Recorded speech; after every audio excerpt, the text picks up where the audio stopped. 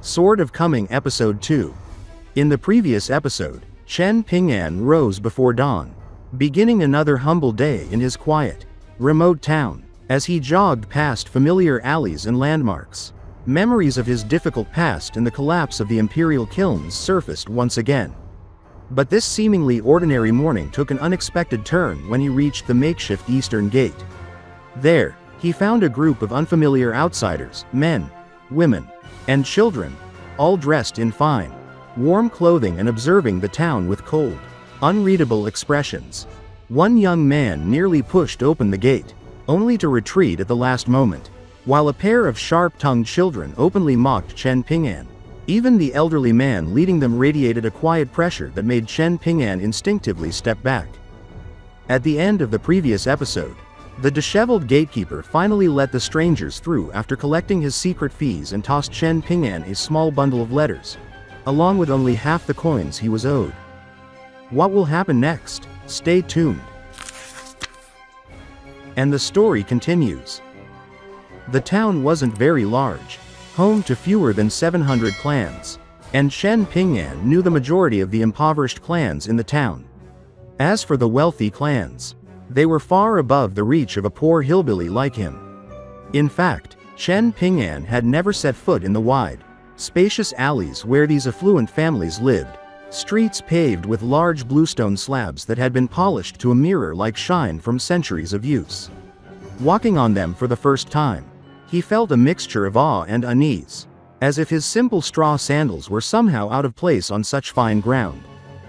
The most prominent clans in the town, the Liu, Li, Zhao, and Song families, had pooled their wealth to establish the private school that Chen Ping'an would eventually deliver a letter to.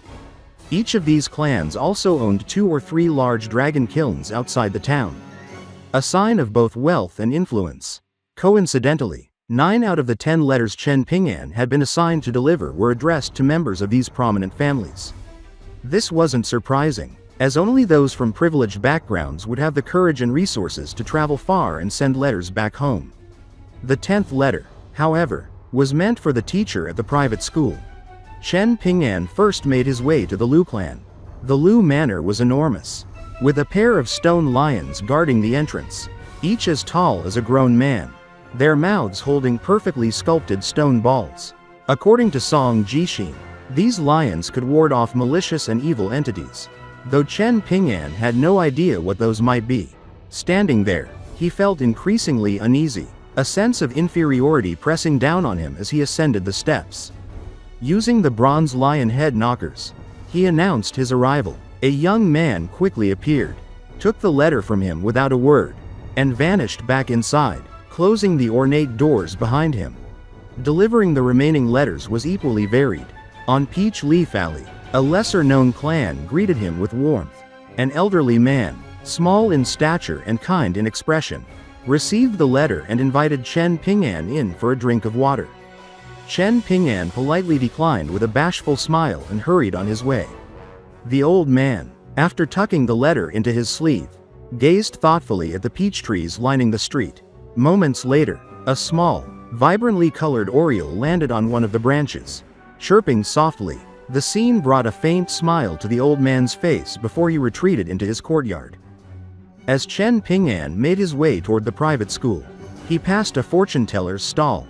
A young daoist priest, dressed in an old robe with a tall lotus-shaped hat, called out to him, "Do not miss out on a reading. Young man, pick a stick, and I will tell you whether fortune or peril awaits you." Chen Ping'an continued jogging, waving dismissively, but the priest persisted, offering a discounted rate and even promising yellow paper talismans and prayers to help accumulate good karma. Curiosity got the better of Chen Ping'an, and he finally stopped. Sitting across from the young priest, he did not want a fortune reading, only a talisman, but he listened as the daoist priest explained the procedure. He carefully asked for the names, birthplaces, and birth dates of Chen Ping'an's parents before writing a yellow paper talisman and blowing on it to dry the ink. Chen Ping'an accepted it with great care, placing 5 copper coins on the table in exchange. The priest then returned to his casual routine, noting to himself that certain bamboo sticks were reserved for maximum profit. But these details were hidden from Chen Ping'an. The young man hurried on to deliver his final letter, clutching the talisman carefully as if it were a priceless object. Finally, Chen Ping'an arrived at the private school, which was surrounded by a lush, vibrant bamboo forest. From inside, a middle-aged teacher's voice rang out. The radiant sun shines down upon the pristine woolen coat. The children repeated the phrase in unison, their young voices blending harmoniously with the morning light. Chen Ping'an watched for a moment, the rising sun momentarily blinding him as he took in the scene. The teacher, a scholar with gray sideburns, stepped out and accepted the letter Chen Ping'an presented with both hands. With a warm, gentle voice, he encouraged the young man to visit and listen to the lessons if he had time. Though Chen Ping'an could not promise he would, the teacher smiled knowingly, remarking that true knowledge came not only from books but from learning to be a good person outside the classroom. He then bid Chen Ping'an farewell, allowing him to leave. As Chen Ping'an walked away, a strange urge tugged at him, compelling him to look back at the school.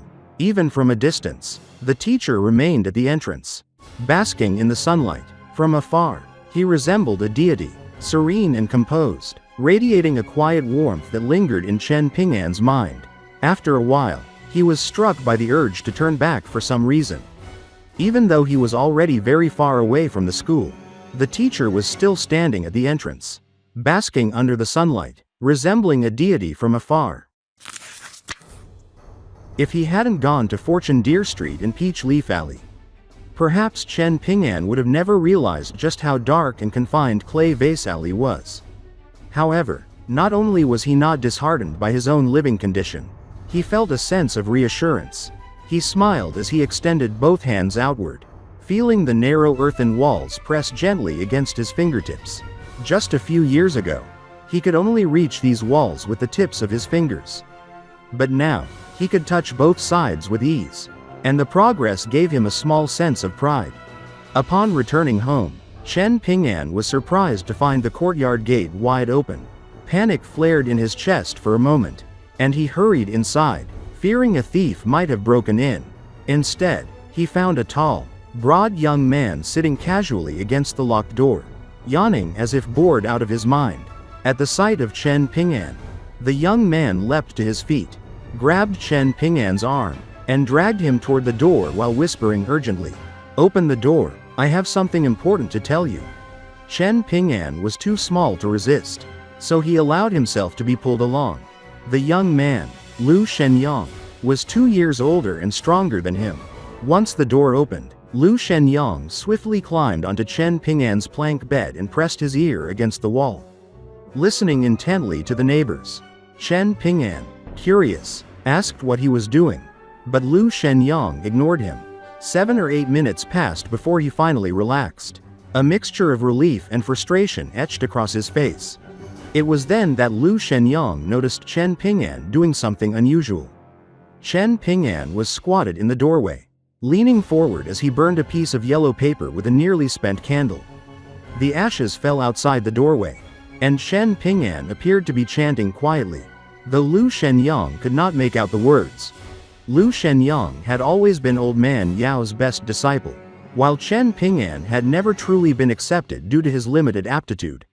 In their town, a formal master-disciple relationship required a ceremonial offering of tea, which Old Man Yao had never accepted from Chen Ping'an. Despite this, the two had a shared history. Liu Xianyang, once a notorious delinquent, had been nearly killed by boys from the Liu family when he was just 12 or 13. Covered in blood and on the brink of death, he had only been saved by a courageous, emaciated child who shouted for help at the entrance of Clay Vase Alley. Though saved, Liu Xianyang was ungrateful at first, often bullying the child afterward. Yet over time, he developed a sense of conscience. By the next year, he realized the boy would not survive winter on his own, so he took him to the dragon kiln beside Treasure Creek, traveling dozens of kilometers through snow-laden mountains. Despite his own hardships and strict training under Old Man Yao, Liu Xianyang had learned independence, courage, and skill, traits Chen Ping'an both admired and envied. Chen Ping'an's envy was not for strength or skill. But for Liu Xianyang's fearlessness and ease with life, Liu Xianyang had a natural charisma, forming bonds quickly with others, fishing, hunting, and mastering a variety of practical skills. Even when offered free education or scholarly employment, he refused, preferring to earn a living on his own terms. Despite Old Man Yao's death and the kiln closures, Liu Xianyang had found new opportunities, gaining the attention of the blacksmith on Dragon Rider Alley and beginning work on his own forge in the southern town. Watching Chen Ping'an extinguish the candle, Liu Xianyang asked quietly if he had heard any strange sounds in the morning. Like the calls of cats in spring, Chen Ping'an was confused, and Liu Xianyang became impatient, explaining that a servant girl, Wang Zhu, had been forced to endure mistreatment from the Song brat, Song Jixin, and that her silence and avoidance were rooted in fear. Chen Ping'an defended Song Jixin, saying she sometimes smiled at him when doing chores. Liu Xianyang was startled by this, the tension punctuated by the sudden snapping of the plank bed under his weight. Chen Ping'an sighed in exasperation while Liu Xianyang stood up and, instead of apologizing, playfully kicked him and delivered the news. Master Ruan needed help digging wells and had agreed to take Chen Ping'an on for the job. Chen Ping'an was eager to express gratitude, but Liu Xianyang cut him off, reminding him to simply remember his help. Before departing, Liu Xianyang demonstrated some martial prowess, talking about techniques learned from Master Ruan, including a fist technique that could supposedly kill with one strike and theories on the jumping burin from Old Man Yao's porcelain craft. All the while, his attention shifted as he noticed Ji Gui entering a nearby house. Abandoning his heroic display, as Liu Xianyang left Clay Vase Alley, he mentioned an old storyteller who had set up a new stall beneath the locust tree, recommending Chen Ping'an visit in his free time. Chen Ping'an nodded quietly, watching Liu Xianyang disappear.